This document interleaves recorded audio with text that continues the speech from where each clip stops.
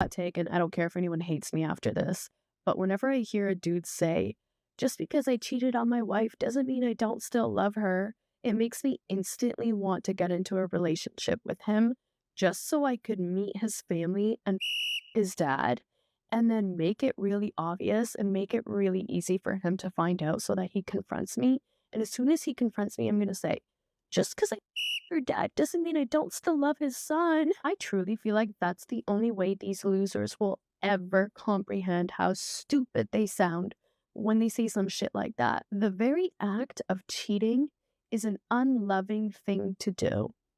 So how delusional and insane do you have to be to do the most unloving thing you could do to your wife, who you vowed not to betray, and then say you still love her? It gets even more funny when you assess the average male and you realize that the average male does not love himself.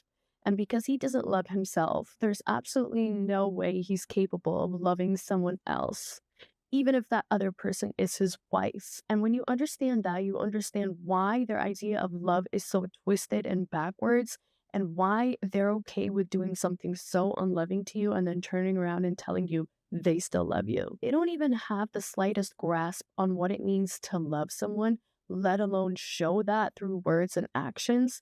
And it just shows how disconnected they are when they can turn around and do something so hurtful to the person that they're claiming they love the most. Not to mention that these loser dudes have absolutely no valid reason to cheat on you anyway. The reason is boredom. It would make so much more sense if they could just say, I cheated on you because I got bored, but I still want to be with you. But the most annoying thing is the way that they will constantly lie and paint their actions out to be something that you know it's not, and gaslight you into thinking that they still love you and it was just a one-time thing and it didn't mean anything. If it didn't mean anything, then why did you do it? Because if that's the case, then where does the line get drawn between actions you take that don't mean anything and actions you take that mean something? Is our marriage meaningless? Tell y'all something that I cannot stop thinking about. So y'all know how those podcasts will repost like clips of their podcast on TikTok as opposed, and I can't remember these girls' podcasts. It was two girls. I wish I could remember so I could tag them, but if y'all know, tag them. Anyway, it was a girl talking about how like she turned her friend group around and how she realized that she needed to make new friends and leave some of her old friends behind, right? And in that podcast, it was a good little excerpt, but the thing that she said that really hit me was she said, how did you know like which friends needed to go, basically? And she said, because I was still performing around them. I was like, because I never had the language around what that feels like. Like whenever you hang around your good girlfriends, you're at ease. You can just talk freely. You don't have to worry about like filtering the things that come out of your brain to your mouth. Like you don't have to worry about that whenever you are with your good girlfriends. And it's because you're not performing. It's not performative. Like you're literally just being yourself in an authentic way. And so she said that she was still performing around these people.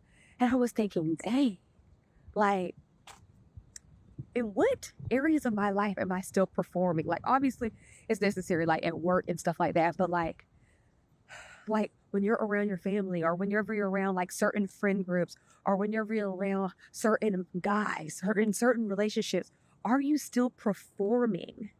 Do you feel like you can't be your authentic self?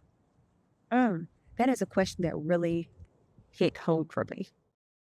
If you're a yes person, like you just always say yes to everything, listen up. I was dating this guy for 4 years and he proposed to me. I said yes. I was 22 and at that time in my life, I said yes to everything. If somebody said that this was the career I should go into, I said yes. If someone said this is the religion you need to follow, I said yes. And yeah, sometimes I didn't say yes out loud, but with my actions, I did say yes. Back to that relationship. I obviously ended up breaking it off. I used to be a touring musician, and after one of my tours, I realized that one of the diamonds in my ring had fallen out. Now, as much as I tried to not take that as a sign that I shouldn't be with this person, I started asking myself some deep questions. And I asked myself, is he my best friend? Is he my fairy tale? Are we compatible?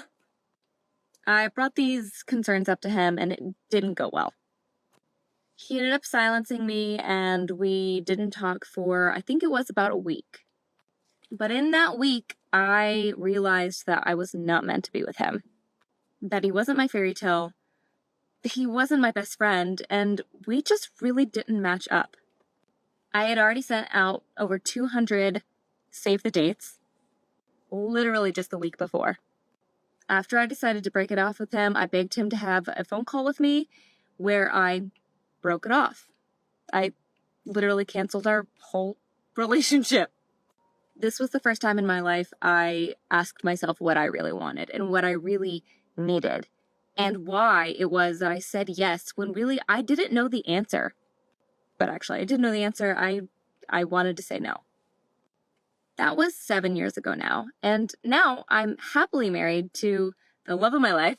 He is my best friend. He is my fairy tale, and we're super compatible.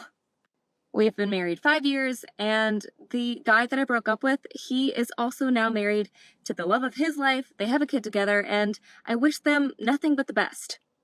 I don't regret the choice that I made in saying yes because it taught me a lot, and I don't believe in regrets.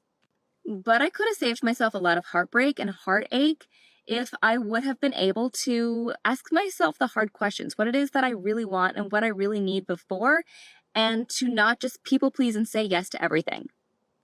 So ask yourself, where have you been saying yes where you really should be saying no? And maybe where are you saying no when you really should be saying yes? Do you want to know what's hilarious? Finding out 5 days before Christmas that the wedding you've been planning for the last year and a half won't be happening as of 11 a.m. this morning because you found him in your house with the girl he told you not to worry about. Merry Christmas to me. But what's even better than that is what he said to me when I caught him. He said, I thought you said you weren't going to be home until 5:30. And he has a point. I guess I did say that.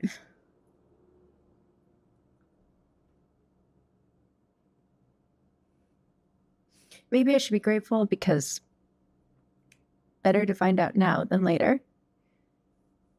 But the pain is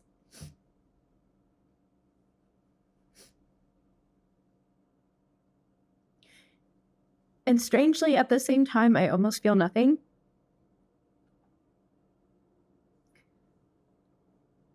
And I'm not sure what to do. I think I'm in shock. Like, I'm definitely in shock. I knew it. I knew it. Anyways, that's my monologue.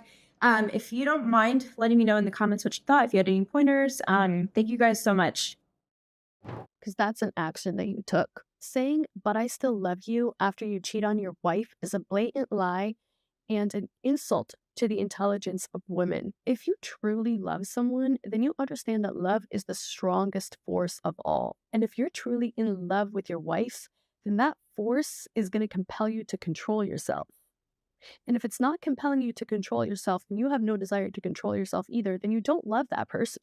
Saying, but I still love you is just a sad attempt to slap a band-aid over the betrayal and make it out to be something much smaller than it actually is, so that your wife doesn't leave you, so that you don't lose everything. All I'm asking is for men to be more honest with themselves and arrange their words in a way that is accurately reflective of their true feelings. The truth is, you want to have your cake and eat it too. You want to be a man who does not love himself, who does not love his wife, who does not respect his commitments to himself, who does not respect his commitments to his wife, and still has a wife. But men figured out that they can just use the L word, and women are going to be quick to forgive them and willing to give them another chance. And as much as I want to feel sorry for women who do this, I don't. Because at the end of the day, you know what love is. You know you love that man differently than he loves you. And you are not willing to throw away your entire marriage because you're okay with him loving you less than you love him. That's the honest truth of it. If your husband cheated on you and you stayed, then it's okay to just say, it's more important for me to have a man than it is for me to have a man who loves me the way I love him. Because when he says he loves you, what he means is he loves the way you make his life vibrant and exciting and easier and seamless. He loves the way you overlook his shitty behavior just to keep him in your life. He loves that you have low standards because he knows that if you had high standards, you know this too, you would have walked away at the first sign of disrespect. He loves that even though he showed you through his words and actions over and over and over again that he is settling for you, and that's why he feels comfortable entertaining so many other women, that is not a compelling enough reason for you to walk away from him permanently. Maybe I'm talking shit, but if I was married to a man and he cheated on me, I would his dad, and I would make sure he found out, and I would tell him, just because I your dad doesn't mean I don't still love his son. And I would pray that he has a brother so he could question which son I'm talking about. Yeah, I'm gonna come with that energy. Yeah, because the things y'all say to try to normalize your shitty behavior is insane. It's insane as me saying I'm gonna your dad and then make you find out and then tell you that I love his son more than I love him. Sorry, not sorry.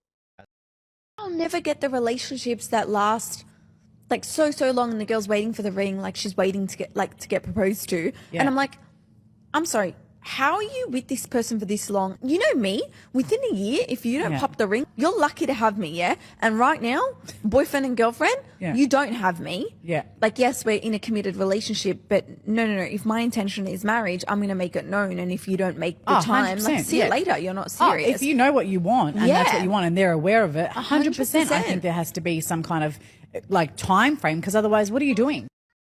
And that wraps up today's episode of Manosphere Daily. If you enjoyed the content, give it a like.